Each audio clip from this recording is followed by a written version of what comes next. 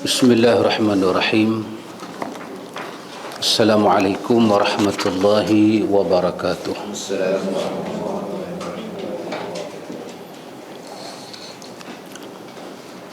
Alhamdulillah alladzi bi ni'matihi tatimmus shalihat. Asyhadu an la ilaha illallah wahdahu la syarika lah. Wa asyhadu anna Muhammadan abduhu wa rasuluh. Allahumma ati nafsi taqwaha wa zakkiha anta khairu man zakkaha anta waliyuha wa maulaha. Amma ba'du. Ikhwatul iman, ikhwatu fiddin, a'azakumullah wa uhibbukum fillah. Alhamdulillah summa alhamdulillah. Alhamdulillah ikhwatul iman, ala kulli hal kita boleh sambung majlis ta'lim ini, alhamdulillah. Kita sambung baca buku kita ini. Kita sampai pada muka surat, kalau ikut saya punya tanda, 51. Betul? 51. Jadi kita masuk, ini di bawah masalah al-wala wal bara. Kalau saya tanyakan apa makna al-wala?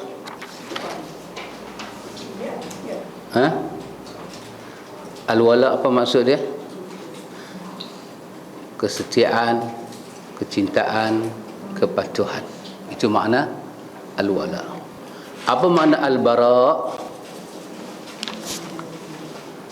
Melepaskan diri. Ya, melepaskan diri, membebaskan diri kita daripada sesuatu. Jadi wala yang tertinggi ialah wala kita kepada Allah dan kepada Rasul. Apabila kita berwala kepada Allah, kita mesti bara, melepaskan diri selain daripada Allah, apa-apa yang bertentangan dengan Allah. Jadi apabila kita bagi wala kepada sunnah, kita mesti bara bid'ah, lepaskan bid'ah. Baik, kemudian kita bincang juga kita masuk tajuk pertanyaan yang keempat. Ini dalam masalah wala. Siapakah wali? Man huwal wali? Siapakah wali?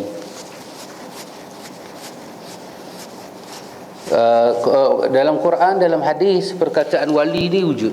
Perkataan wali ini wujud dalam Quran dan wujud dalam hadis. Jamak dia aulia.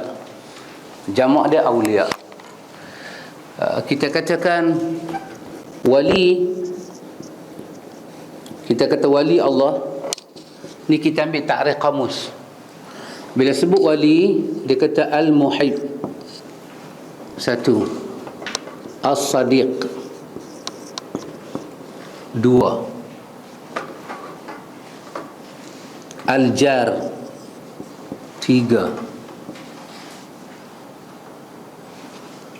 an-nasir, empat. Jadi bila kita sebut perkataan wali dalam bahasa Arab, dia merujuk kepada kamus al-muhib, yang dicintai. Sesuatu yang kita cintai, kita boleh ganti nama wali. Tapi ini hanya dari segi lughatan, bahasa. Sekali kita akan tengok dari segi istilah, ta'rif. As-sadiq, yang dekat, yang rapat. Dia member kita, dia partner kita, dia wali. Al-jar ni orang sebelah kita yang rapat dengan kita. Dan an-nasir, orang yang selalu an-nasir, yang bagi bantuan pada kita. Maka kita kena buat dua. Satu, kita kata wali Allah. Yang kedua, kita kata wali syaitan. Sebab ada golongan yang Allah sayang, ada golongan yang syaitan sayang. Ada golongan bersahabat dengan ada golongan dia ni baik, rapat dengan Tuhan, ada golongan yang dengan syaitan, dan demikian seterusnya. Satu. Yang kedua, makna wali ni ada ketika makna wali kita sandarkan kepada Allah. Allah itu sebagai wali dengan makna kata pelindung, penjaga. Allah pelindung kita, Allah berjaga. Dalam surah Al-Baqarah Allah katakan Allahu waliyul ladzina amanu. Allah adalah wali pada orang yang beriman. Maksud wali di situ apa dia? Allah menjaga orang-orang yang beriman. Allah pelihara orang beriman. Daripada orang beriman tu apa yang Allah nak pelihara? Quran kata Allahu waliyul ladzina amanu yukhrijuhum minadh-dhulumati ilan nur. Allah keluarkan mereka daripada kegelapan. Bukan zulum, bukan zulmun satu, tapi jamak zulumat. Allah keluarkan mereka daripada semua kegelapan dan ilan nur. Nur satu, dia tak kata anwar. Nur satu. Hanya ada satu cahaya, ada satu petunjuk daripada Allah. Bila Allah jadi wali pada orang yang beriman, apa Allah buat pada orang beriman? Allah buat pada mereka, Allah keluarkan mereka, yukhrijuhum minadh-dhulumat. Allah keluarkan orang beriman daripada zulumat ila nur. Allah bagi dia berjumpa dengan nur, dengan cahaya. Ini Allah buat kat dia. Jadi ada wali dalam Quran dengan makna Allah sebagai pelindung. Satu. Ada wali dengan makna kata orang yang ditindas, dia berdoa supaya Allah buat mai wali. Di situ maksud dia apa? Pembela, perjuang. Macam dalam surah An-Nisa, Rabbana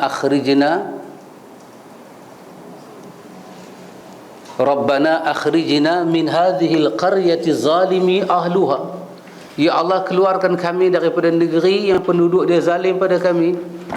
Waj'al lana min ladunka waliya waj'al lana min ladunka nasira. Daripada sisi Engkau kepada kami bagilah wali, penolong. Penolong di situ bukan seperti mana Allah tolong, tapi orang yang boleh membantu kita. Ada wali dalam Quran dengan makna pemimpin. La yattakhidhul mu'minina al-kafirun la yattakhidhul mu'minina al-kafirina awliya min dunil mu'minin. Janganlah orang-orang yang beriman mengambil orang kafir sebagai wali. Wali di situ maksud dia pemimpin. Orang Islam jangan ambil orang kafir sebagai pemimpin. Ada wali dengan makna bapa kepada anak-anak. Dalam hadis Nabi kata la nikaha illa biwaliyin. Tidak ada nikah melainkan dengan wali. Dan ada wali dengan yang dihabaq di sini. Siapa wali? Maka di sini wali Allah bermakna orang-orang saleh. Orang-orang saleh. Tengok, dia kata wali Allah adalah orang mukmin yang bertakwa. Ini Allah Ta'ala berfirman dalam surah Yunus ayat 62-63. Firman Allah, ala inna awliya Allahi la khawfun alaihim wa lahum yahzanun alladhina amanu wa kanu yattaqun. Ini wali. Ini kita terima wali dengan makna ini.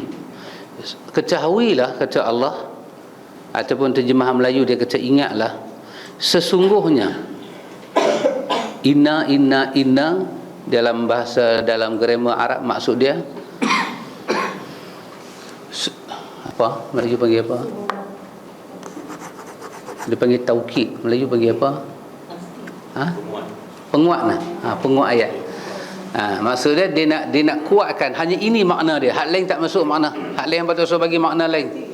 Al-hasru kan, maksud dia nak tolak makna lain.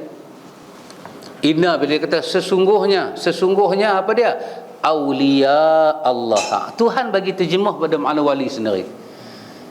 Kata wali boleh terbang, wali tak betul, wali makan 40 tahun kenyang. Tengok betul-betul tu wali ke apa? Ialah itu wali yang kita faham.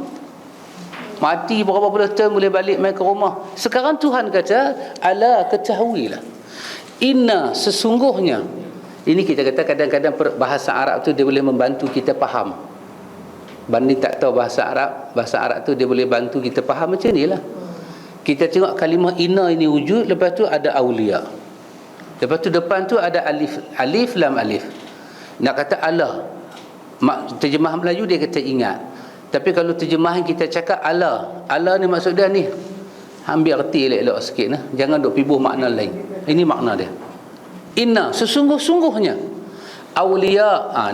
Awliya itu adalah jamak daripada perkataan wali. Wali itu mufrad, awliya ni plural. Sesungguhnya wali-wali Allah itu. Jadi maksudkan dengan wali-wali Allah, siapa dia? Orang yang Allah kasih, dekat dengan Allah, orang yang Allah nak tolong. Itu kata Allah adalah orang yang la khaufun alaihim wa la hum yahzanun. Iaitulah wali-wali Allah itu sekali-kali tidak ada rasa takut ke atas mereka dan tidak ada rasa sedih. Takut apa? Takut memikirkan benda ke depan. Sedih dengan benda yang takut istiqbal. Benda apa? Nak bertemu Allah, nak mati, nak itu. Dia tak perlu takut. Dan dia tak perlu sedih memikirkan apa yang dah jadi. Maka siapa mereka itu? Alladzina amanu wa kanu yattaqun. Orang-orang yang beriman.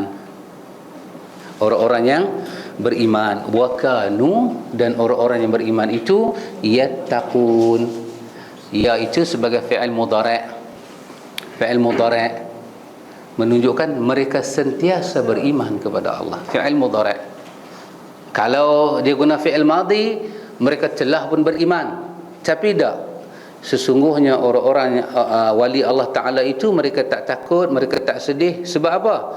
Allazina amanu, mereka adalah orang-orang yang beriman, wa kanu yattaqun, dan mereka orang yang beriman itu sentiasa bertakwa kepada Allah. Tak putih-putih.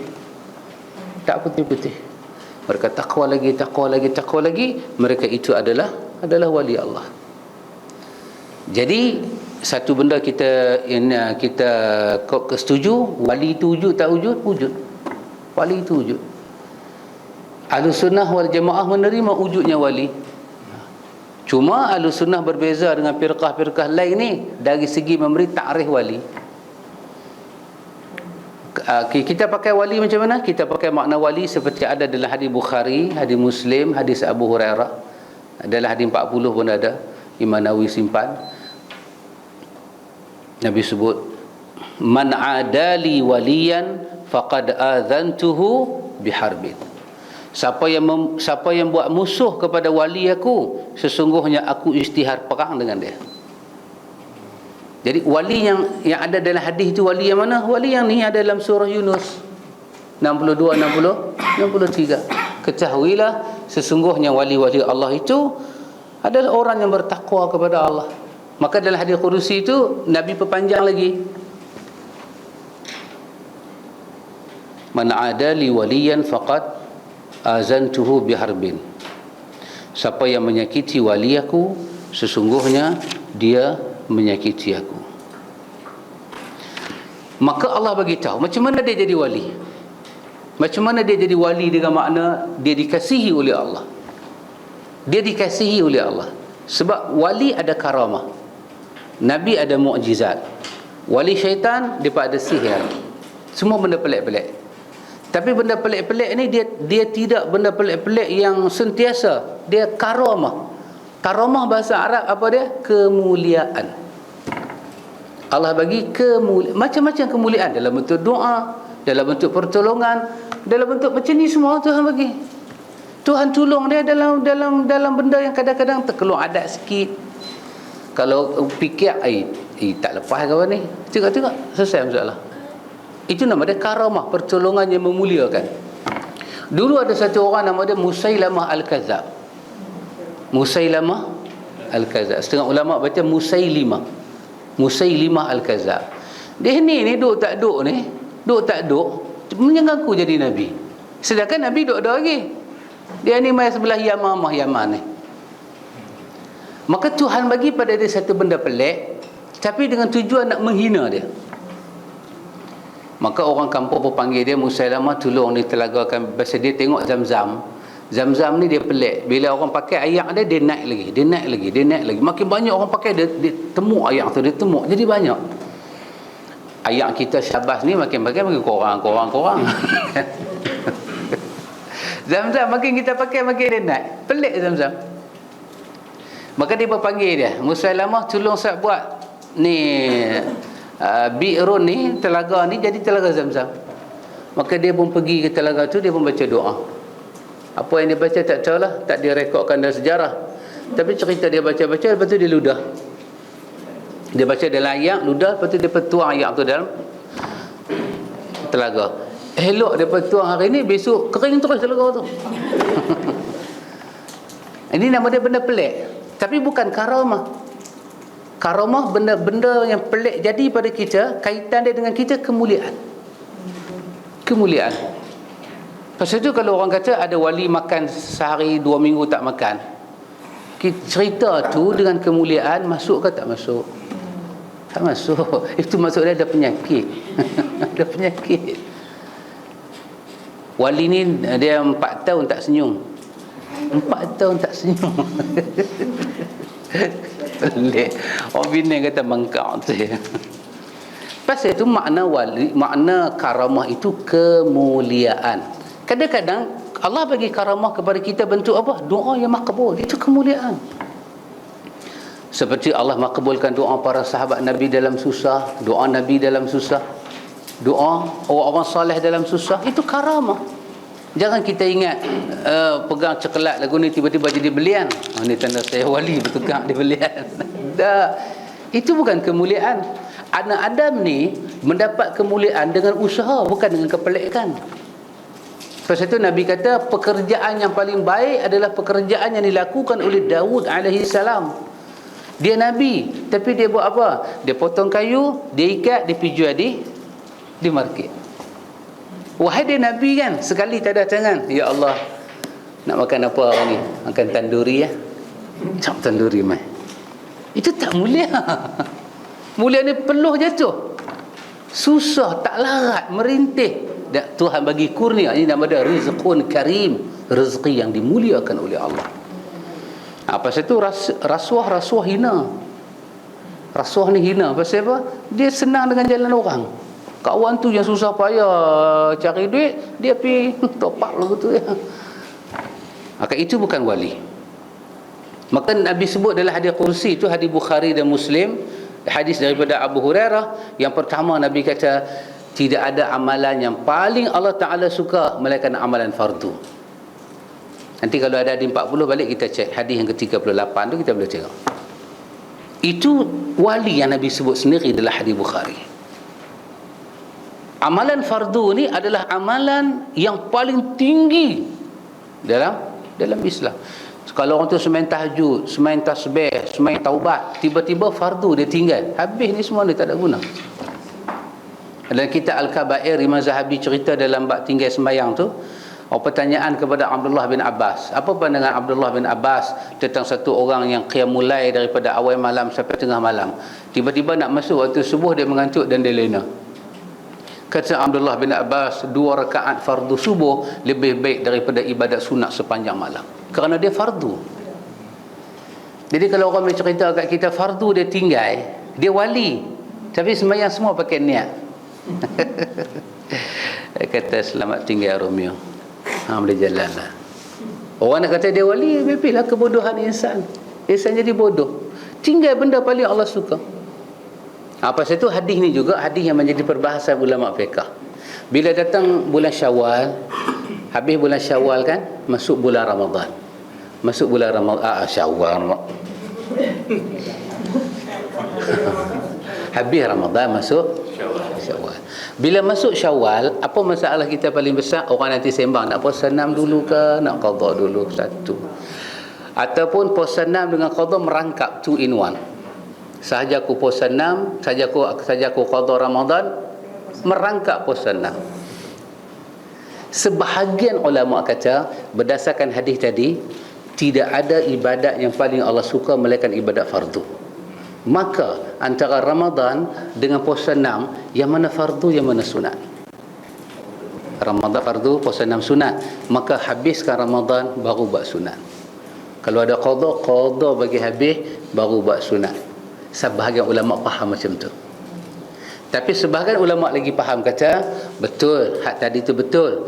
Cuma qada Ramadan ni dia boleh sepanjang tahun. Asal tak masuk Ramadan pula. Adapun Syawal, dia Syawal aja. Khusus. Maka kata ulama kita, dua-dua pandangan ni kita boleh ambil. Yang mana jiwa kita rasa lebih selesa, buat salah satu, dua-dua betul. Kalau kita nak, tapi yang tak betulnya 2 in 1. Itu tak betul, itu tak boleh. Tak boleh. Tak boleh ibadat sunat, dia tak boleh naik satu pergi duduk setara dengan ibadat fardu. Tak boleh. Tak boleh. Haji sunat dengan haji fardu tak boleh sama. Ni puasa sunat dengan puasa fardu, sembahyang sunat dengan sembahyang fardu tak boleh sama. Ya, fardu duduk nombor 1. Kemudian di bawah tu Nabi sebut pada kita, hamba ini sentiasalah dia mendekatkan diri pada aku dengan apa yang aku fardukan pada dia, dan sentiasalah dia melakukan ibadat sunat sehinggalah aku kasih pada dia. Tuhan tak akan kasih pada kita kalau kita buat benda sunat ditinggal benda fardu. Tak mungkin datang sayang Tuhan kat kita, tak mungkin. Kerana kita keluar daripada sunnah. Sunnah apa? Peraturan sunnatullah, peraturan-peraturan yang Tuhan tentukan. Nak buat ba'diyah, nak buat qabliyah, Isya kena buat. Ba'diyah buat, qabliyah buat, Isya tak buat. Tak jadi. Rajin puasa sunat. Dulu kan ada orang cerdik seorang, cikgu matematik daripada Sabah, meninggal dekut nah. Dia cerdik bukan main. Dia duk fikir matematik. Kita puasa 30 hari Ramadan, 30 hari. Puasa 6 pahala setahun. Jadi dia buat apa? Dia tak pernah puasa Ramadan, dia puasa 6 aja. Pahala setahun. Cerdik cikgu matematik ni, cerdik. Bagus. Tak boleh begitu. Bila satu orang tu jadi hamba yang saleh, satu, iqatul iman. Kata Imam Qurtubi, satu orang dia nak buat ibadat kepada Allah, mustahil dia boleh tinggal benda ni. Mustahil. Kalau dia tinggal semua benda ni, ibadat dia takkan menjadi. Dia nak jadi wali ke, dia nak jadi siapa ke, dia kena ada ibadat itu, ikhwan. Kalau tak ada ibadat ni semua, tak mungkin dia boleh buat ibadat. Tak mungkin Tuhan akan terima apa yang dia buat.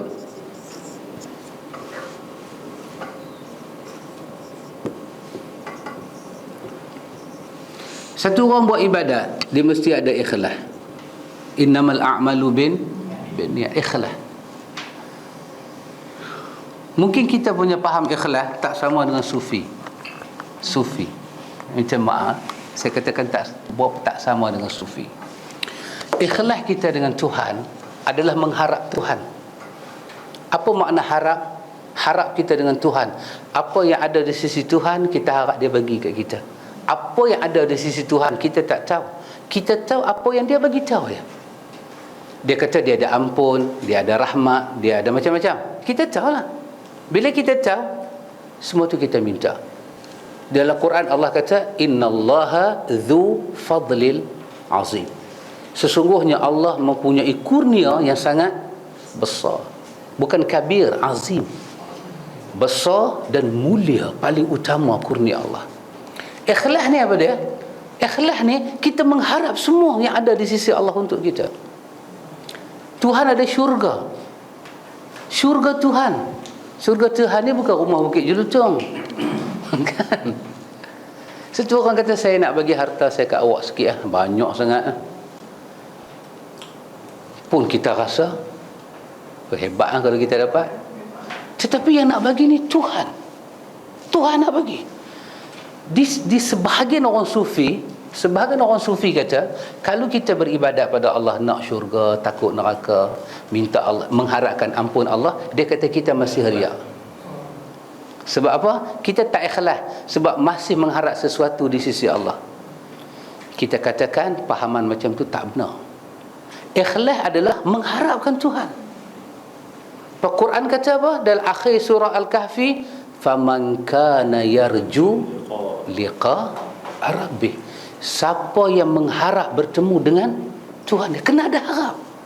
Kena ada harap bertemu dengan Tuhan. Kita puasa 30 hari baru ni, apa Nabi sebutlah hadis, sampaikan pada umatku wahai Muhammad. Apa dia? Pahala puasa aku dengan dia. Orang lain tak tahu macam mana. Tak tahu. Hadis tak menceritakan pahala puasa banyak mana. Melainkan tunggu di hari akhirat, kita akan bangkit dengan mulut yang hak busuk puasa di dunia tu, wangi seperti mana kasturi, dan Tuhan akan bagi sendiri pahala tu, tak diberitahu. Dan kita mesti mengharap Tuhan nak bagi tu. Tiba-tiba orang sufi kata itu masih riak. Maka kita bertanya, di mana sandaran dia? Kalau sandaran dia orang tu cakap, kita tak terima. Hak kita kata kena ikhlas dengan makna lagu tu, Nabi ajak dalam hadis Bukhari, hadis Abu Hurairah, man sama Ramadan imanan wahtisaban. Siapa yang puasa Ramadan dengan iman dan mengharap Allah, mesti mengharap Allah. Saya ada jumpa satu anak muda perempuan, dia kata, Ustaz, saya merasakan saya tidak layak menerima nikmat Tuhan. Saya tanya pasal apa? Saya tak semayang, saya itu, saya ini. Dia merasakan tidak layak menerima nikmat Tuhan. Tuhan bagi banyak sangat ke saya, Tuhan bagi itu banyaklah Ustaz, tapi saya tak semayang, saya itu, saya ini, maka saya rasa tak layak dapat ni semua. Tidak. Hamba ni walaupun dia dalam maksiat sekalipun, dia mesti mengharap kurnia daripada Tuhan. Sebab kalau dia mula tidak mengharapkan kurnia daripada Tuhan, dia nak harap kurnia daripada siapa? Yang kedua, benda kedua, syirik bukan Tuhan. Walaupun ahli maksiat, kata Imam Ibn Taymiyah dalam kitab dia Al-Amru Bil Ma'ruf wa Nahyu 'Anil Munkar, dua orang yang minum arak ni, dua-dua bagus nak kena ni 18 punya kan, dua-dua nak kena. Dia tengok kawan dia pegang cawan, dia pegang cawan. Dia tengok kawan dia pegang cawan, dia pegang cawan. Dia masih berhak kata pada kawan dia, saudara, Allah telah mengharamkan ini. Walaupun dia duk pegang satu cawan, walaupun dia pegang satu cawan, dia berhak berkata, saudara, Allah telah mengharamkan. Maka lebih baik tu usah minum. Kalau kawan dia tanya, yang tu hang duk buat apa? Duk zikir. Itulah keluasan rahmat Tuhan. Walaupun orang tu dalam dosa, Tuhan benci dosa, bukan Tuhan benci orang yang buat dosa. Dosa tu Tuhan benci. Tuhan benci maksiat, tapi Tuhan tak benci orang buat maksiat. Pasal tu dia buka pintu keampunan, pintu taubat. Kalau dia benci maksiat dengan orang buat maksiat, kita nak duduk tahu mana? Bukan kata kita, saya nak duduk tahu mana? Atas muka bumi Tuhan ni, duduk tahu mana kita? Aku jangan buat pasal. Maksiat Tuhan benci, syirik Tuhan benci. Orang yang buat tu belum tentu Tuhan benci. Kenapa? Kebodohan dia, kealpaan dia. Maka kita memerlukan keikhlasan. Ikhlas ni penting. Setelah kita ikhlas, kita nak buat ibadat fardu dan sunat tadi, sebab di belakang ibadat fardu dan sunat nanti Nabi akan cerita apa Tuhan nak bagi pada kita. Kita perlu buat ibadat ikhlas tadi dalam keadaan ittiba'ur rasul, mesti mengikut Rasul.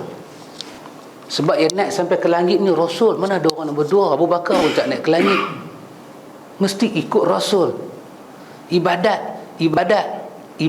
Pasal tu rumah Nabi besar mana, Nabi naik binatang apa, kita tak payah ikut. Pasal tu bukan ibadat. Ibadat ni zikir, semayang, akidah, tauhid, haji, umrah, ni semua ibadat. Dan ibadat dia sikit aja.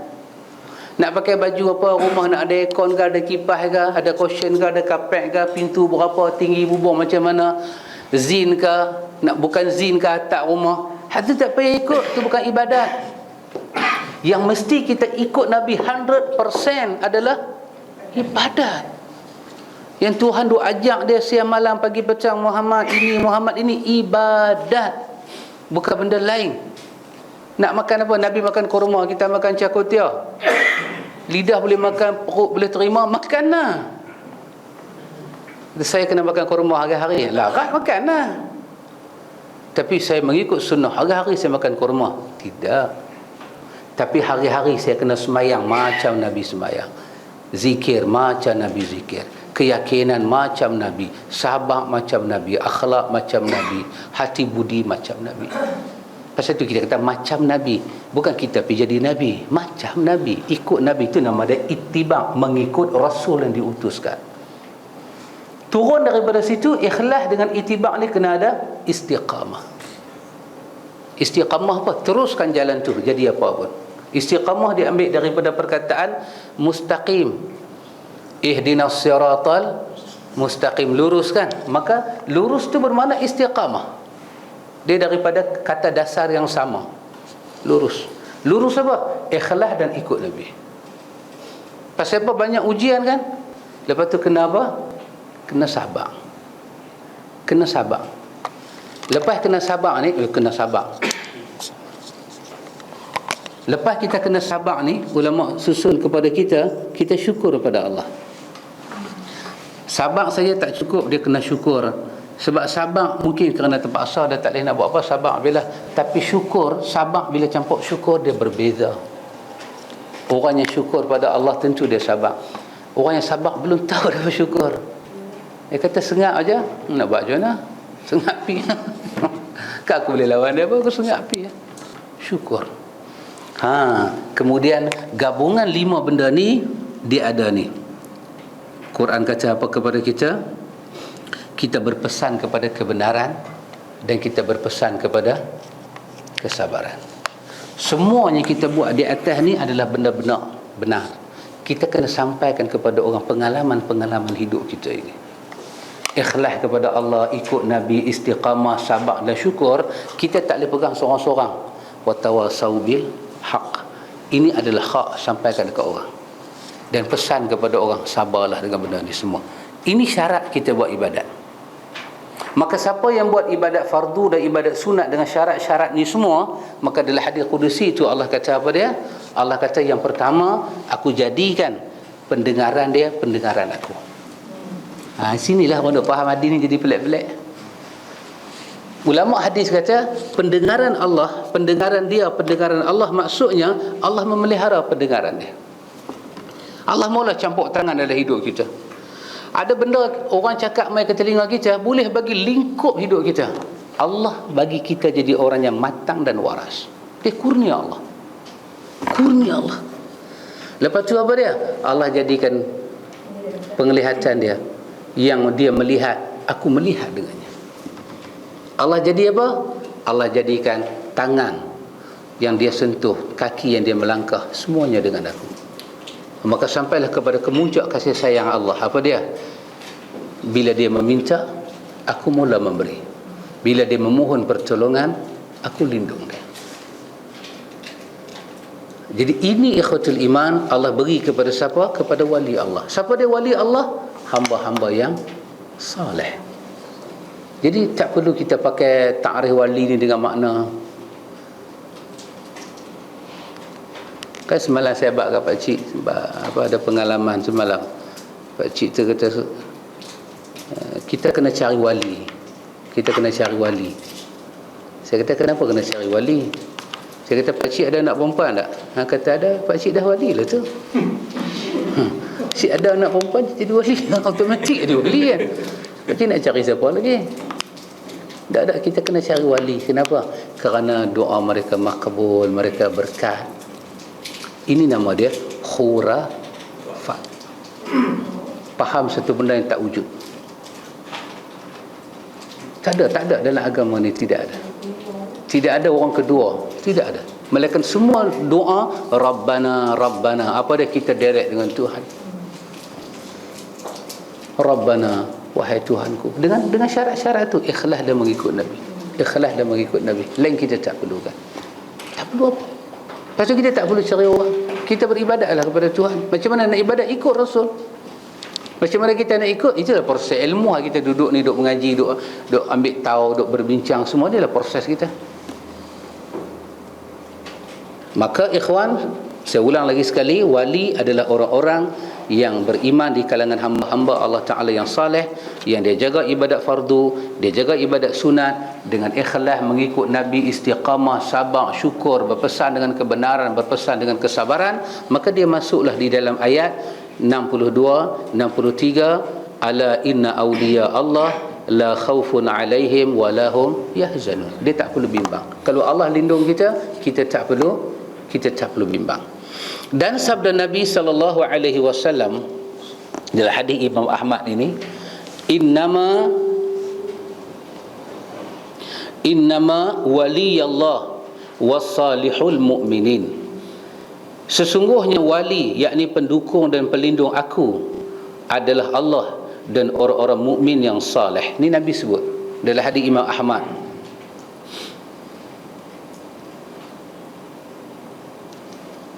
Hadis ini hadis Imam Ahmad, disahihkan oleh Albani. Hadis ini juga hadis muttafaqun alaih, riwayat Bukhari dan Muslim. Nabi kata innama waliyallah. Nabi kata sesungguhnya wali Allah. Sesungguhnya wali Allah. Wassalihul mu'minin, dan adalah orang yang saleh daripada kalangan orang-orang yang beriman. Pasal itu kerja kita jadikanlah diri kita ni orang saleh. Dan tak ada ikhwan percaya yang bukan-bukan orang soleh ni apa. Tahu setengah faham orang soleh ni apa. Kita tengok dia tengok kita, dia tahu apa kita nak cakap. Soleh tu. Itu membelah untuk raya nama dia. Bukan orang soleh tu. Adakah orang lebih soleh daripada Nabi? Tak ada. Itu hadis Bukhari Muslim cerita dua sahabat yang berkelahi masalah tanah. Dia ni kata tanah pak dia, dia ni kata tanah pak dia kan. Angkat kes depan Nabi, kes tanah. Nabi tanya, apa bukti tanah tu tanah pak hang? Apa bukti ya Rasulullah? Pak saya dah cucuk tanam dah ni. Tapi tengok segala korma-korma duk ada pak saya tanam. Kalau tanah orang tanam buat apa? Dia kata, apa bukti tanah ni tanah pak hang? Tanya seorang lagi. Dia kata, ya Rasulullah, semua orang tahu tanah tu tanah pak saya. Ni semua ni pendatang tanpa izin yang buat tanam-tanam ni semua. Nabi tanya dekat dia, apa bukti yang? Saya tidak ada bukti ya Rasulullah. Nabi tanya, apa bukti ni tanah hang? Bukti dia pergi tengok pokok kurma sebab tanah saya.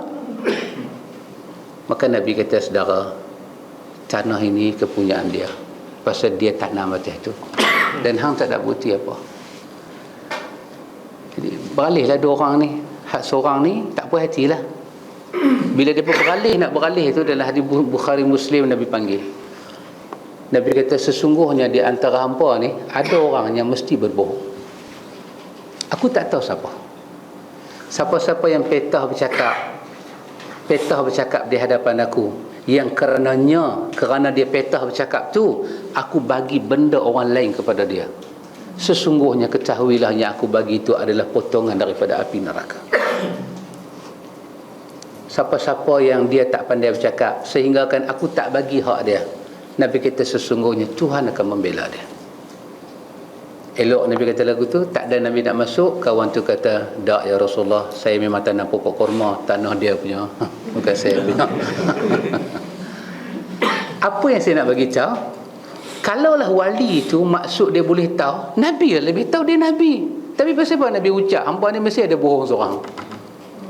Kenapa Nabi tak putus terus dengan cara gaib? Nabi tanya bukti. Itu menunjukkan wali bukan tahu hati budi orang. Wali pakai reben kan, dia tak boleh buka reben. Kalau dia buka, dia nampak terus hati orang. Taklah. Saya tengok dekat Iraq banyak lagu tu. Banyak, terlampau banyak. Kalau saya nak belajar balik, saya ingatlah ni dahsyat saya. Macam-macam. Macam orang misilat mata, petik lagu tu jadi daun pakar, petik lagu tu. Pakai serban besar-besar, janggut hebat-hebat, buat kerja tu. Main berubat semua. Angkat jin masuk dalam botol, nampak jin. Kita hari ni tak pernah nampak jin. Adalah jin Syamsuddin kan, lama dah tak keluar. Tu. Jangan mengikhwan. Itu semua Syekh akan pesan ke semuanya, ini adalah wali syaitan. Kerja syaitan, bukan kerja Allah dan Rasul. Sebab kita datang ni ikhwan untuk buat ibadah kepada Allah dengan ikhlas, bukan nak menyaksikan kepelikan. Ada orang mati tak melihat benda pelik, maka itu bukan bukti wali. Tapi kadang-kadang Tuhan bagi karamah, saya katakan tadi. Maka kalau wali kita faham macam mana kita terang, maka kita semua ni adalah wali Allah. Wali Allah. Kita mendekatkan diri pada Allah, baik lelaki baik perempuan, kita adalah wali Allah. Tak ada masa Allah bagi pelik-pelik kat kita. Kita duduk pening kepala, kita duduk fikir macam mana nak lepas ni. Tiba-tiba satu masa kita dah pun terlepas daripada suatu benda berat yang kita alami dulu. Kita pun fikir lagi sekali, macam mana aku lepas? Ini adalah karamah. Saya tengok Ustaz Abdullah Iraqi tu, kalau sekarang saya tengok dia lah, dulu yang saya tengok dia, saya kata dia tak hidup. Setahun 2 bulan kena penjara dengan mereka. Tu bayang, hari-hari kena cucuk ni. Dia cucuk sini, bila dia bawa masuk dalam bilik, dia tanya soalan, tak boleh jawab, dia cucuk. Pengkok ni hanya Allah yang Maha tahu. Saya tengok dia, ya Allah, Ustaz lah tak ada kehidupan. Tapi hari ni yang tu tengok kaya raya, saudagar intan permata. Macam Jamal apa tu, menjaga orang lebih baik daripada menjaga unta. Dahsyat ikhwan. Allah buat tangkap, mereka tangkap, masuk Abu Gharib. Last sekali nak pergi tu penjara tengah laut tu, apa nama, konta apa tu, Guantanamo tu kan. Setahun 2 bulan, bukan duduk Bukit Aman, bukan penjara Sungai Buloh. Mereka tangkap, dia bagi macam-macam. Ya Allah, dia bubuh khinzir dalam tu, dia ludah. Makcik dengar dah cerita? Jangan main. Jangan buat pasal. Iraq kena bom. Saya ingat pesawat ni ada kelongsong bom tu jatuh. Masa bom jatuh saya tak ada, saya pergi lepas tu kan. Saya bila bom saya tak ada. Wali. Sebelum bom belah. Tunggu apa kan. Kelongsong bom. Sebesar anak tangga kita ni, luah dia lagu tu. Malja dia tempat persembunyian bawah tanah ni, dia ada bila berlaku perang, budak-budak, orang perempuan, orang tua dia masuk situ, dan undang-undang dunia tak boleh attack kawasan tu. Dia punya dinding dia tebal-tebal besi, tebal-tebal macam ni, dekat 7-8 kaki, tebal dia, buat daripada besi. Tiba-tiba jadi ropok lekor, mati budak-budak kena bom tu, melekat tan dinding, mata semua duduk dalam dinding. Salah tak saya. Jom pergi tengok. Saya dah tengok macam ingat nak pergi Zoo Taiping lah. Tapi tengok, tak boleh korang. Hanya Allah yang Maha tahu. Kerana itu ikhwatul iman, pasal itu kita katakan karamah. Kita buat salah dengan mereka, kita buat salah dengan undang-undang besar, tiba-tiba hari ni kita boleh hidup aman lagi. Ini nama dia karamah. Bukan mesti potong tangan hilang, lepas tu tangan tu naik balik pelan-pelan. Itu karamah dah. Para sahabat mati syahid, tangan terpotong, cacat sampai mati, tak naik balik tangan dia. Tak naik, cacat sampai mati. Sahabat Nabi banyak yang cacat kan, jari hilang 3 pasal tahan Nabi, orang nak metetak Nabi, tahan hilang jari, cacat, tak naik pun jari tu balik. Maka pasal itu jangan dipaham wali dengan memiliki kepelikan. Tidak. Bukan wali boleh terbang. Wali adalah hamba Allah yang saleh, jaga ibadat fardu, jaga ibadat sunat dengan ikhlas, mengikut Nabi, istiqamah, sabar, syukur, dan menyampaikan benda itu pada satu alam ini, maka Allah akan bagi kelebihan hidup pada dia. Itu adalah wali Allah, ikhwan. Lain kita pun tak tahu nak tafsir macam mana dah. Baik, itu adalah wali Allah Ta'ala. Dan lain daripada itu, siapa yang tak ikut Nabi, tak beriman, tak beramal saleh, tak istiqamah, dia wali syaitan. Mukhalafah dengan wali Allah, berlawanan dengan wali Allah ni, wali syaitan. Apa yang saya tahu, tok-tok bomo ni, tukang-tukang sihir, boleh tengok dalam ayat ada apa, boleh bagi tahu besok nak jadi apa. Barang ni dia ni pelari, duk datang sini, duk datang sini. Ini semua kerja syaitan. Araf, kahin, ini semua kerja syaitan. Tapi memang dia pelik tapi dia kerja syaitan. Baik, pertanyaan kelima. Dengan apa seharusnya kaum muslimin berhukum? Jadi ikhwan, apa kena mengena tajuk ni dengan wala' dan bara'? Wala' loyalitas kan, kesetiaan. Apa kena mengena tajuk wali dengan tu? Kena mengena dia apabila agama bagi ta'rif, satu-satu ta'rif, kita kena bagi wala'. kesetiaan pada ta'rif itu. Di sini apa ta'rif dia? Ayat 62, 63 surah Yunus, wali ini dia, alladzina amanu wa kanu yattaqun. Bukan jenis terbang-terbang ni. Jenis terbang-terbang tu hanya ada dalam dairi hidup insan, bukan dalam Quran. Nanti kita baca kitab Riyadhus Salihin, kita buka bab, satu bab Nawawi buka bab tentang wali Allah. Di situ tengok apa Nawawi cerita tentang Abu Bakar, tentang Umar, tentang Osman. Mereka ni pernah diberi karamah oleh Tuhan, kemuliaan hidup, doa yang makbul, masalah diselesaikan. Semua Tuhan bagi karamah pada mereka, dan itu adalah karamah. Maka kita bagilah wala kita. Bila kata wali, kita kena pergi lihat ayat ni. Bila kata wali, kita kena tengok hadis ni. Bila kata wali, kita pergi kepada hadis Bukhari tadi ni. Faham dengan ta'rif tu, maka kita telah beri wala kepada Tuhan. Maka kita kena barak, lepaskan diri daripada semua yang Tuhan tak bercerita apa-apa. Tuhan tak kata pun, Nabi tak sebut pun wali jenis macam tu, macam tu, macam tu. Tak ada. Maka lepaskanlah diri daripada semua itu. Baik. Dengan apa seharusnya kaum muslimin berhukum? Jawab, mereka harus berhukum sesuai dengan Al-Quran dan hadis yang sahih.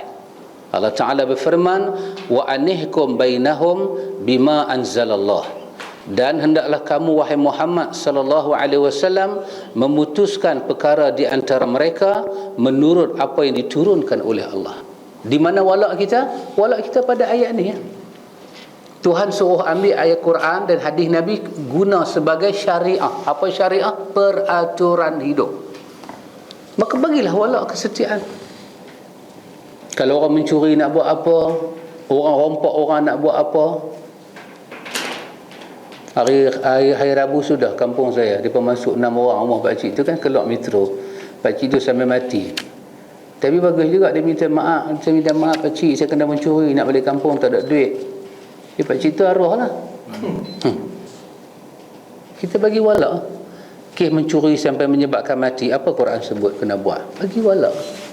Bagi wala kepada Allah. Loyalitas, yakin, percaya Allah nakala min Allah. Allah yang akan uruskan. Kita Tuhan buat alam, kita buat masalah, kita Tuhan buat. Dengan hukum Tuhan, Tuhan akan selesaikan hidup. Wala kepada Allah. Wala kepada Allah. Lepas tu kita ada istikharah, kita ada musyawarah. Dia bukan sembrono dan seenak dewe.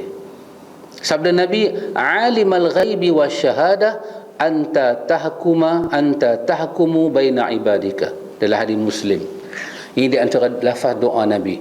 Nabi kata dalam doa dia, alimal ghaibi wasyahadah. Nabi kata, wahai Tuhan yang maha mengetahui yang ghaib dan yang nyata, Engkaulah yang menghukum di antara hamba-hambamu. Allah tahu yang ghaib macam dia tahu yang nyata. Jadi hati orang benda ghaib, nak berlaku apa benda ghaib. Macam mana dia tahu benda ghaib? Macam tu sebiji, tak ada beza, dia tahu benda yang nyata. Macam mana dia tahu benda yang nyata tak tersembunyi langsung daripada dia, macam tu dia tahu sebiji benda yang ghaib. Maka Nabi kata, kerana itu engkau ya Allah tahkumu baina ibadik, kau yang menghukum di antara manusia. Kan Tuhan hukum, turunkan ayat bagaimana nak menghukum, bagaimana nak menghukum. Itu berkaitan dengan wala dan barak. Jadi apa dia barak di sini? Barak di sini bebaskan diri kita daripada lain daripada hukum Allah. Hukum Allah ni ikhwan, semuanya benda Tuhan buat turun dalam Quran tu lah hukum Allah. Bukan hudud saja hukum Allah, hudud sebahagian daripada hukum Allah. Semayang hukum Allah, tutur aurat hukum Allah, sabar hukum Allah. Semua kena berhukum dengan hukum Allah. Zakat hukum Allah. Itu semua hukum Tuhan. Jangan faham satu. Bila kita faham satu, kacau jadi dia. Semua hukum Allah orang Islam kena terima. Orang Islam kena terima. Pasal itu Islam dikatakan apa dia? Al-Islam huwal aqidatu wasyari'atu. Islam isi dia adalah aqidah dan syariah. Apa dia aqidah? Islam berupa keyakinan-keyakinan. Islam berupa pelaksanaan syariah. Keyakinan yang akan dilaksanakan. Maka di sini dia punya wala apa dia? Terimalah hukum Allah dan baraklah selain daripada hukum Allah. Baik ikhatul iman. Selesai tajuk tu, kita masuk tajuk baru sikit. Beramal sesuai dengan Al-Quran dan hadis Nabi sallallahu alaihi wasallam, as-sunnah.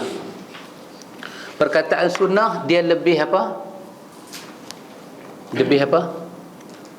Dia lebih apa? Perkataan sunnah tu apa dia? Bila kita kata hadis belum tentu sunnah, kan? Hadis belum tentu sunnah. Bila kita sebut perkataan, kita kata al-hadis, hadis ni belum tentu sunnah. Tapi bila kita kata dia as-sunnah, dia tentu dah hadis. Bukan semua hadis ni akan jadi sunnah, tidak. Sebab hadis dia melibatkan perkataan, perbuatan dan takrir. Maka hadis itu pula kena melalui satu peringkat. Apa bukti dia hadis? Kita panggil jarah, kita panggil ta'dil. Betul? Apa dia jarah? Rad. Kenapa dia ditolak? Apa dia ta'dil? Maqbul. Kenapa dia diterima? Dia ada rawi, ada sanad. Bila benda tu dah lepas, baru dia jadi as-sunnah.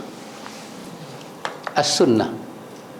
Maka tajuk dia, amalan kita ini ikhwatul iman kena bersesuaian dengan as-sunnah yang sahihah.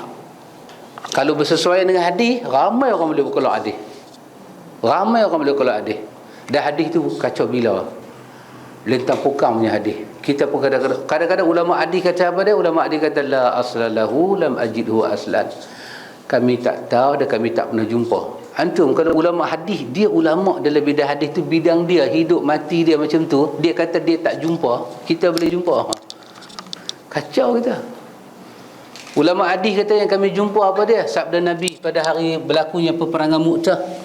Nabi kata kepada keluarga Ja'far, isna'u li ali Ja'farin tu'aman. Nabi kata jom kita pergi rumah Ja'far. Ja'far mati di Mu'tah. Nabi duduk Madinah, Mu'tah di Jordan. Tentera Islam lawan ke tentera Romawi, mati. Siapa dia? Ja'far bin Abu Talib kan, mati. Wahyu datang, Nabi tak pergi, Nabi duduk Madinah. Jibril bagi tahu Ja'far mati dah. Nabi sedih, nangis Nabi. Nabi kata jom kita pergi jumpa isteri Ja'far, anak Ja'far, bawa makanan bagi kat mereka. Itu hadis yang kita jumpa. Itu hadis. Kita hari ni orang mati, kita suruh dia masak, kita pergi makan rumah dia.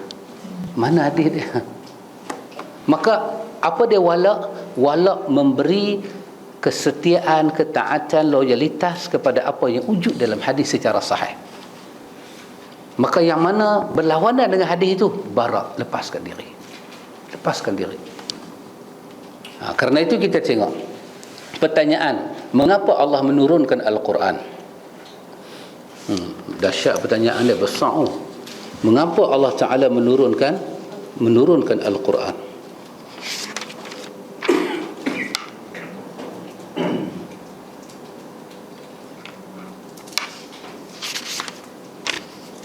Mengapa Allah Ta'ala turunkan Al-Quran? Jawapan,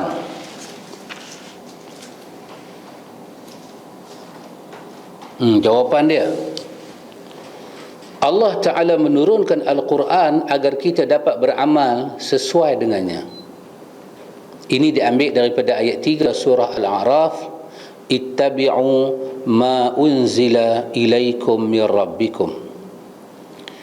Maksud dia, ikutlah apa yang telah diturunkan kepadamu daripada Rabbmu. Kalau orang tanya kepada kita kenapa Allah Ta'ala turunkan Al-Quran, jawapan dia dalam ayat 3 surah Al-A'raf, sebab Allah tak mau kita bikin hidup sendiri. Dia mesti ada buku manual. Beli Toyota ke, beli kereta buatan Malaysia ke, ada manual dia, ada buku dia.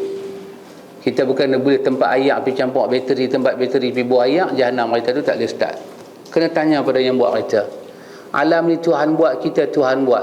Penyakit, ubat semua Tuhan buat. Maka Tuhan lebih tahu nak rawat kita macam mana.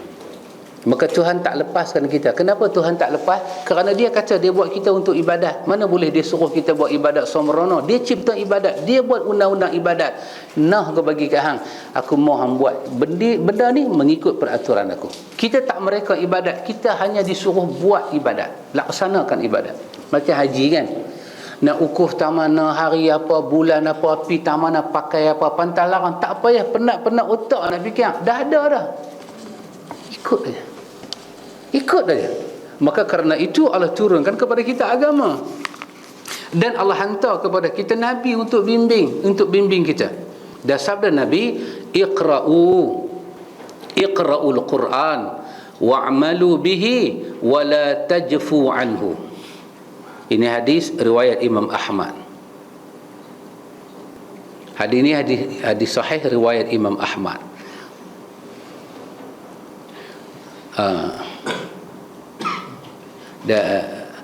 Iqra'ul Quran, Nabi kata, maka bacalah Al-Quran, wa'malu bihi, dan beramallah berdasarkan Al-Quran, wala tajfu anhu, ataupun wala ta'kulu bihi, janganlah kalian menjauhi daripada Al-Quran. Wala tajfu anhu, jangan kita ni menjauhi Al-Quran, jangan kita lari daripada Quran. Dalam satu riwayat Nabi kata wala ta'kulu bih, jangan kamu makan menggunakan Al-Quran, jual Quran. Maksud jual Quran apa dia? Dia jual lah. Ilmu Quran tu dia jual ke orang. Dia kata ajak asyik Quran boleh tak? Boleh lah, tapi takkan free kot. Dia buat lagu tu. Dia ajak Quran, lepas tu dia tak buat kerja lain. Dia ajak Quran aja. Mana sabar dah kita, dia nak makan, dia nak minum kan. Kita sendiri fikirlah sebelum dia cakap. Dia ambil masa dia 4 jam. Kalau dia pergi buat kerja lain 4 jam, dia dapatlah usaha nak tampung keluarga dia. Tiba-tiba dia ajak kita Quran 4 jam. Mana sabarlah. Bukan kita bayar Quran tu, masa dia tu kita ambil. Tapi tak dan kita nak fikir, dia kata takkan free kot. Itu dia song kita. Jangan makan dengan Quran. Jangan makan dengan Quran. Maka situlah antum tengok bila ada hadis-hadis mesti semua ada sahih. Lepas tu kita akan tengok bulan puasa, tapi jangan habaq kat orang lain. Ini rahsia kita. Bila mai bulan puasa berkeluar surat, satu arwah RM10, RM5, buat tahlil. Apa ini? Apa ini? Nak post apa benarnya? Nak post kat siapa? Kita tak ada tangan, ya Allah ampun dosa. Surah Al-Isra ajak pada kita kan. Nak buat apa? Rabbighfirli wa liwalidayya warhamhuma kama rabbayani shaghira. Quran ajak doa tu. Hari ni kita pergi upah nak buat tahlil Masjidil Haram. Nak kata apa? Kita kata tak ada, Nabi tak buat lagu tu. Memang Nabi tak buat, apa salah kita buat? Dahsyat. Dia terlupa kita kena ikut Nabi. Ibadat ni bukan nak pergi makan kenduri. Ibadat. Jangan main-main. Takut ikhwan. Baik. Pertanyaan kedua, apa hukum beramal yang sesuai dengan hadis yang sahih? Jawapan, beramal sesuai dengan hadis yang sahih adalah wajib. Amalan tu wajib kita buat. Semayang puasa wajib buat. Tapi semayang tu kena ikut Nabi dan kena belajar dalam hadis yang sahih, lagi satu wajib. Awak dah semayang lepas? Dah, tak lepas lagi. Dalam hadis Muslim kan, Nabi buat kerja haji, Nabi duduk di Arafah. Dah habis dah Nabi sampaikan khutbah, tiba-tiba Nabi tengok ke muka sahabat. Nabi kata satu benda. Nabi kata antum tas'aluna anni yaumal qiyamah. Kamu akan ditanya oleh Allah tentang aku pada hari kiamat. Apa yang kamu nak kata? Tuhan akan tanya kepada kita, Rasul mai tak? Nabi mai tak? Apa kita nak jawab? Lah bolehlah bersilat.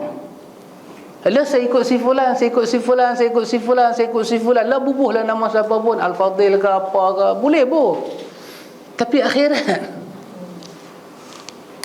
ni kita duk belajar ni semua ni, kita duk ambil tahu apa kena mengena dia dengan hubungan hidup kita, bangkit kita di hari akhirat. Oh tuan, besar sangat besar. Lepas itu dia jawab, beramal sesuai dengan hadis sahih adalah wajib. Firman Allah, wa ma atakumur rasulu fakhuzuhu wa ma nahakum anhu fantahu. Apa yang diberikan Rasul kepadamu maka terimalah, apa yang dilarang bagimu maka tinggallah. Itu prinsip Al-Quran. Nabi bawa apa? Ambil. Nabi suruh buat apa? Buat. Nabi tak bagi buat, jangan buat. Orang ulah lagu mana, olah macam mana, dia bagi warna macam mana pun, dah Nabi tak bagi buat, tak boleh buat. Kita yang baca Quran, yalah kalau kita kata, orang kata benda kecil, tapi kecil ke kecil? Kalau dia punya asas tu lari, bukan kecil, dia tapak, maksudnya tapak. Antu tahu kan Nabi kata, semua kita tahu hadis kan, bila mati anak Adam, putus semua amalan dia. Betul? Nabi katakan, idza mata banu Adam inqata'a amalu. Bila mati anak Adam, Nabi kata putus, dia tak ada amal. Lepas tu Nabi guna perkataan illa, melainkan 3 benda tak betul. Saya masa belajar hadis ni, Ustaz lah kata, hang dengar elok. Hang dengar kan, dia suka tempat meja. Oi, ada faham? Dia punya style gitu. Hang dengar elok dia kata. Apa ni bengong-bengong aku nak kena abang elok dia kata. Satu, Nabi kata kita ni nanti mati tu tak? Sedang diri ni kita nak mati. Ni saya pakai skrip dia. Mau sedang diri kita nak mati dia kata. Satu. Yang kedua, kita ni duk bersandiwara dalam dunia ni semua macam-macam. Bila kita mati, dia kata terputus antara kita dengan dunia. Dunia ni ada apa? Ada adik-beradik, ada harta, ada tu, ada macam-macam. Bila kita mati aja, naik satu dinding kita dengan dunia. Dunia balik sana, kita balik ni, putus alam barzakh. Barzakhun bermakna dinding, kata Ibnu Abbas. Ibnu Qayyim sebut dalam kitab dia Ar-Ruh. Malaikat Nabi kata walaupun ada dinding tu, 3 benda tetap sampai. Satu, Nabi kata, dan ingatlah yang kata ni Rasulullah. Yang kata ni Rasulullah, dan ini berkaitan dengan alam ghaib. Pertama, Nabi kata apa yang masih boleh mayat ni bergantung. Yang pertama Nabi kata sedekah jariah. Betul dia kata, ni dengar elok nah, aku nak abang. Sedekah jariah ni, sedekah jariah siapa? Sedekah jariah orang hidup pada orang mati ke orang mati masa dia hidup? Orang mati masa dia hidup. Dia buat sedekah jariah masa dia hidup, lepas tu dia mati, sedekah jariah tu mai kat dia. Bukan bila dia mati kita buat sedekah jariah. Dia dah mati, kita hidup buat sedekah jariah untuk kita. Untuk kita bila kita mati macam dia. Ada faham ke? Dia kata.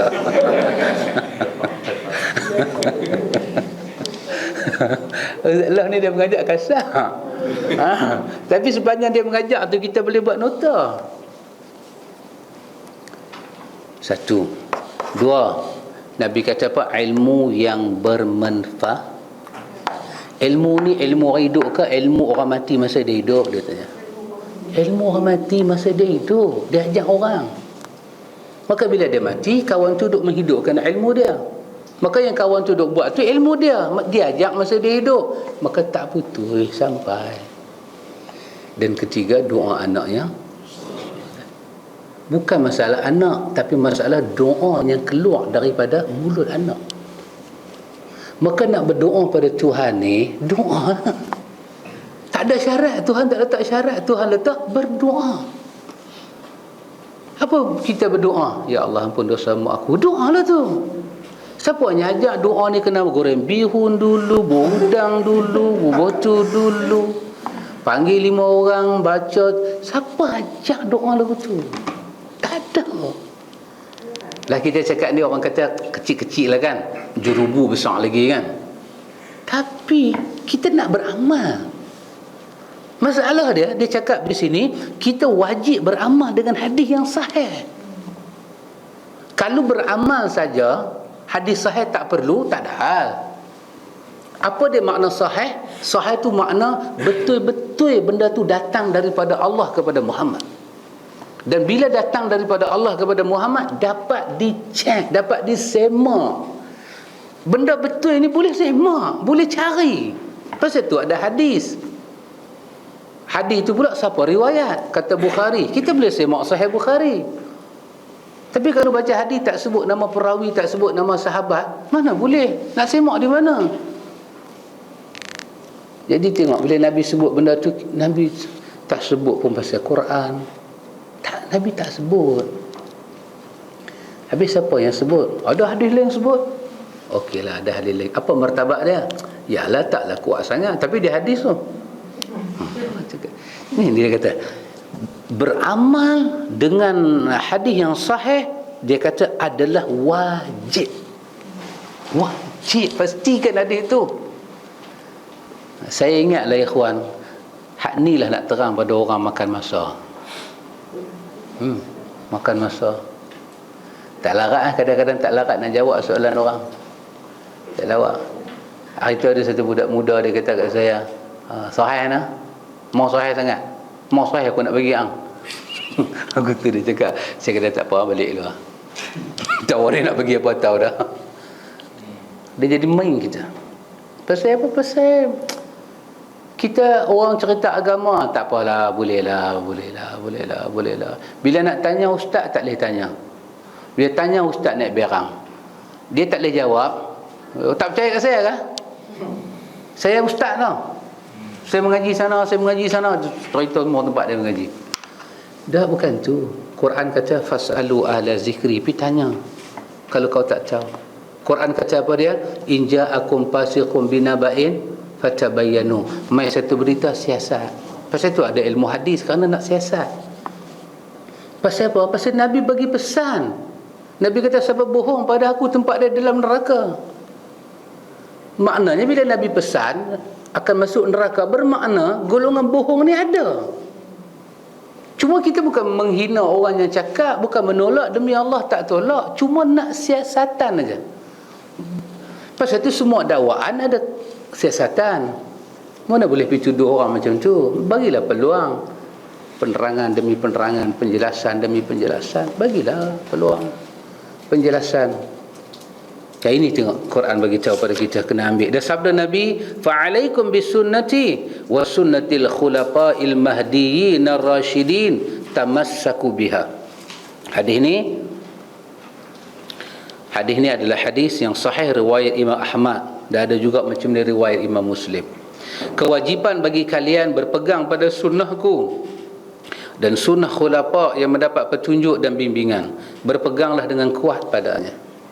Nabi kata apa? Fa'alaikum bisunnati. Fa'alaikum bisunnati. Ke atas hampa semua ni, alaikum. Quran kata, ya ayyuhalladzina amanu kutiba alaikumus siyam. Kalimah alaikum. Alaikum makna difardukan, diwajibkan kepada kamu. Maka Nabi kata, fa'alaikum, wajib kepada kamu bisunnati. Wajib kamu pegang pada sunnah aku. Alaikum dengan makna kewajipan kita berpegang pada sunnah Nabi. Sunnah yang sahih. Lepas tu Nabi kata, dan khulafa, dan sunnah khulafa, sunnah sahabat Nabi yang jadi khalifah daripada Abu Bakar sampai Ali, 4 khalifah. Dia pun duduk nombor 1 dalam ranking. Lepas tu 10 sahabat masuk syurga. Lepas tu turun ahli Badar. Lepas tu turun sahabat yang terlibat dengan Bai'atul Ridwan. Lepas tu turun sahabat perang Uhud. Itu kelebihan mereka tak sama, susunan mereka tinggi, besar. Makin besar perjuangan mereka, makin tinggi mereka di sisi Allah. Macam kita lah, makin berat ujian Tuhan bagi, makin mulia lah kita di sisi Allah. Makin hidup tak ada ujian. Saya alhamdulillah lah tak pernah kena uji. Alhamdulillah. Ya betul lah kita cakap kan. Nikmat lah tak kena uji ni nikmat. Tapi kena uji bukan makna jahat. Alhamdulillah saya ni dah 60 dah, sampai lah tak pernah bersin. Bersin pun tak pernah. Seronok benar orang tu. Jadi Fir'aun. Allah Akbar. Saya tak tahu lah, saya tanya ke Ustaz lah, betul ke Fir'aun tak pernah bersin? Saya tanya. Bila dia tak jawab? Bila dia tak jawab? Pasal Fir'aun manusia kan? Bolehkah manusia hidup 60 tahun tak bersin? Ada Fir'aun tak bersin. Fir'aun bersin dak, gatal badan dak. Memang dia tak gatal, dia menggatal. Dia betul kan cerita-cerita? Saya tak kata salah, saya kata demi Allah saya tak tahu. Saya tanya ke Ustaz lah, kata Ustaz lah betul ke? Dalam sejarah kata Fir'aun, hadis tak sebut. Ni cerita kan, tafsiran. Fir'aun tak pernah bersin, Fir'aun tak pernah menguap. Tak pernah menguap. Yang saya dengar dia tak pernah sakit. Tak pernah sakit, tak biasa sakit kan? Tak sakit yang lain. Itulah. Syaklah. Saya pun tak tahu. Sebab bila Quran cerita pasal Firaun, Quran cerita kejahatan dia, Quran tak cerita kesihatan dia. Itu yang kita tak tahu. Quran cerita kejahatan dia kan. Dia buat Bani Israel yuzabbihuna abna'akum wa yastahyuna nisa'akum. Dia buat tu. Dia tu bersin dah benar. Tak tahu. Jadi bila-bila orang tak pernah bersin, dia kata hampir Firaun. Tak tahu betul ke macam tu? Saya tak tahu. Saya kata wallahi saya tak tahu. Saya kata Ustaz lah. Dia sambil lah tak jawab. Nanti saya tanya dia balik. Dia kalau dia tak jawab maknanya tak betul ya. Biasa kalau dia tak jawab. Tapi nanti saya tanya dia lagi. Dia kata Ustaz lah betul ke Nabi Yusuf kahwin dengan Zulaikha? Nabi Yusuf kahwin dengan Zulaikha kan? Sulaiman kahwin dengan Balqis. Masa saya mengaji dulu, saya tak boleh habaq di tempat saya mengaji. Nanti saya kena saman. Jadi saya belajar dulu, Balqis ni bunian. Balqis ni jin. Dia bukan orang. Dia jin. Tapi bila baca Quran, Quran tak sebut. Dalam Quran bukan kata kahwin Ustaz. Tak sebut. Cerita kahwin tu cerita apa? Tafsiran lah. Tafsiran sebut. Yang ada Quran sebut bila Sulaiman ambil singgasana Balqis bawa ke negeri dia kan. Masa tu Balqis lalu, Balqis tengok macam pernah tengok ni. Maka Balqis kata apa dia? Balqis kata inni zalamtu nafsi. Aku zalim dengan diri aku dan aku Islam kepada Sulaiman. Itu. Balqis cerita, kemudian ulama tafsir ceritalah. Dia berkahwin. Okeylah katalah Balqis kahwin dengan Sulaiman. Okeylah tak ada hal. Tapi Balqis tu bunian. Isu sekarang ni Sulaiman tu orang, Balqis tu bunian. Siapa jadi Tok Qadi? Jadi saya tanya, saya kata lah betul ke Balqis ni bunian? Dia sengak lah betul juga, dia sengak tak kata apa. Kata betul kan Yusuf kahwin dengan Zulaikha? Kan saya dengar doa Tok Qadi kan, satu kala dua maplen ni macam Yusuf dengan Zulaikha. Kata surah Yusuf kan, ada satu surah Yusuf kan, cerita perempuan ni kahwin dengan ceritanya perempuan ni kahwin dengan Raja Mesir. Lepas tu dia berkenan dekat Yusuf. Lepas tu jadilah hal sedikit tu. Lepas tu Yusuf masuk penjara. Lepas tu Yusuf keluar. Bila Yusuf keluar, Yusuf jadi menteri. Dia jumpa dengan adik-adik dia, adik-beradik dia. Lepas tu jumpa bapak dia. Maka momen yang Yusuf pergi kahwin tu Quran tak rakam. Quran tak rakam lah Yusuf kahwin. Tapi Tok Qadi kita tahu.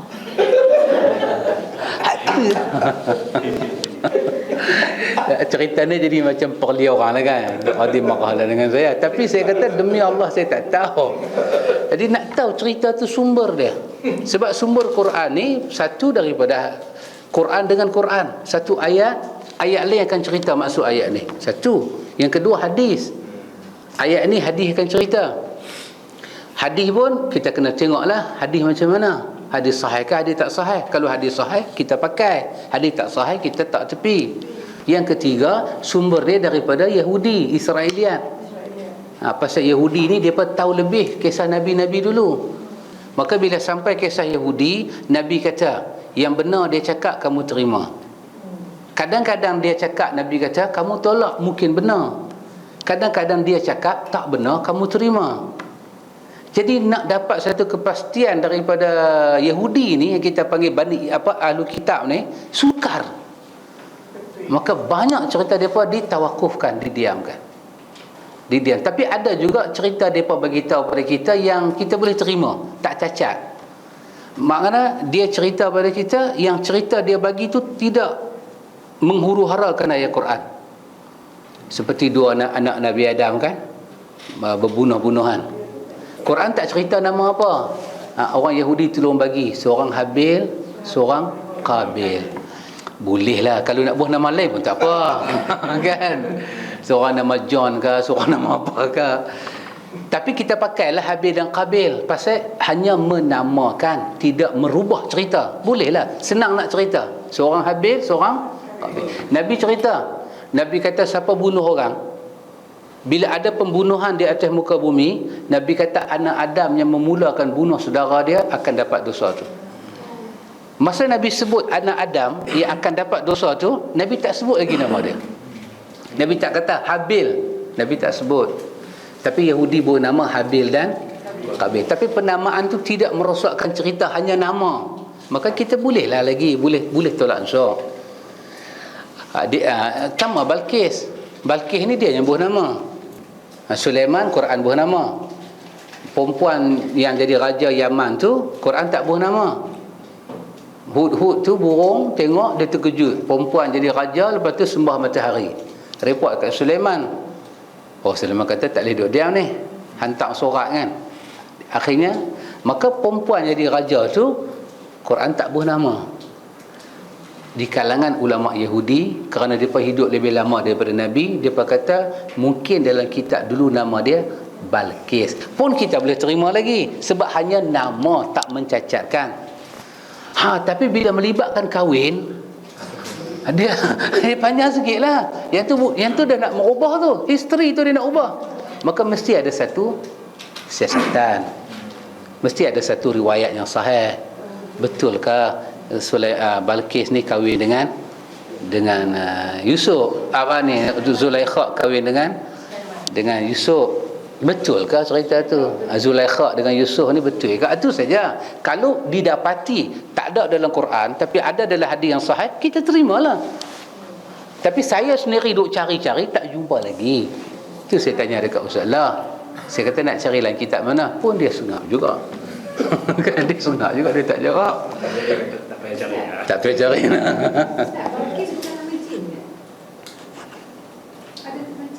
Itulah, saya pun tak tahu siapa yang kata itu. Itulah, saya pun tak tahu. Mak mentua saya pun nama Balqis juga.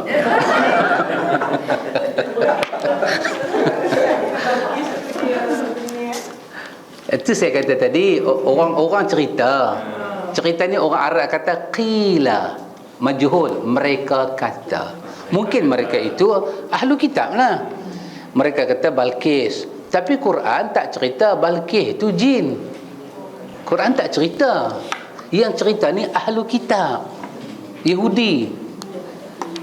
Jadi wallahu ta'ala alam lah. Tapi yang benarnya kerajaan Sabak itu sampai hari ini ada bekas dia di Yaman.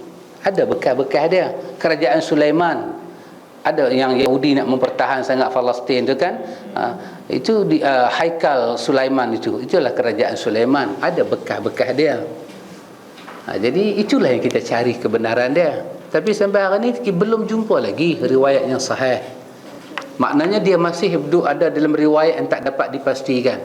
Maka kaedah dia mudah. Selagi riwayat tu tak dapat dipastikan sahih, jangan kita berpegang.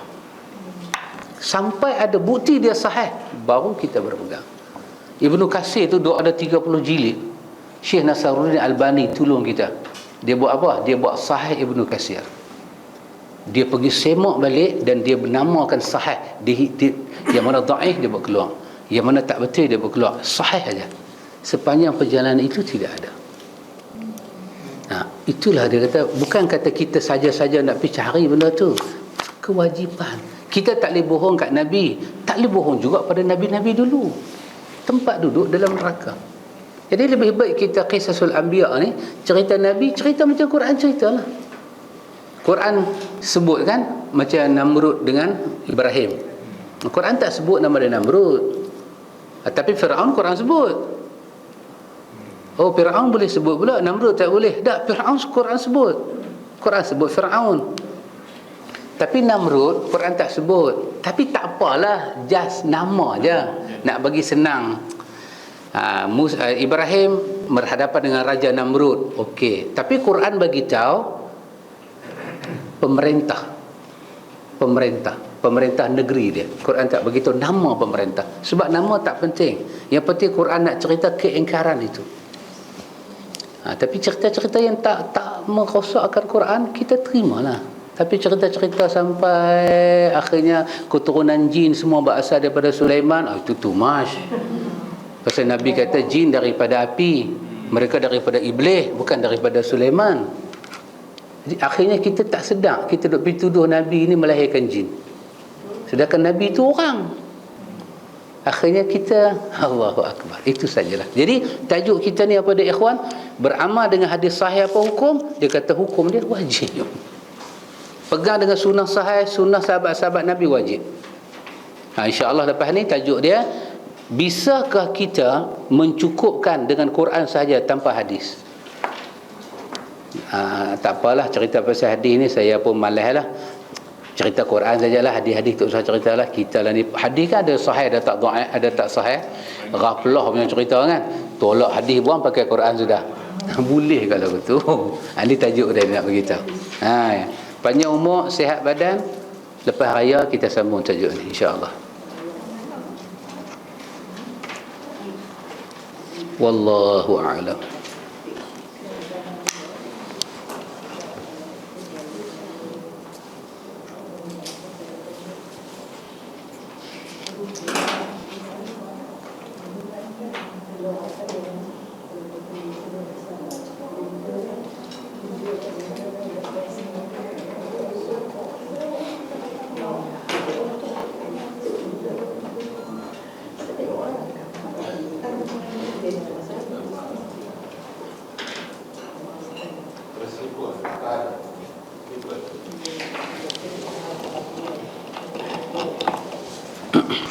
Subhanakallahumma wa bihamdika asyhadu an la ilaha illa anta astaghfiruka wa atubu ilaik.